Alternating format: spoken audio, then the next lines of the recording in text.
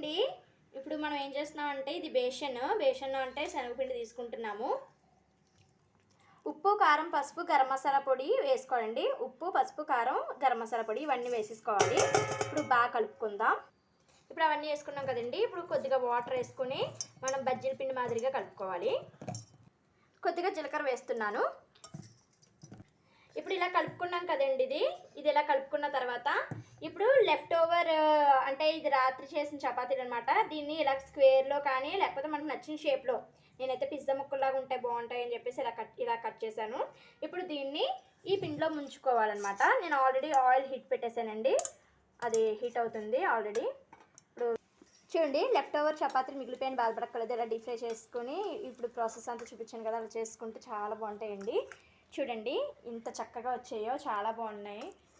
మీరు కూడా తప్పకుండా ట్రై చేసుకోండి. నచ్చితే లైక్ చేయండి, షేర్ చేయండి.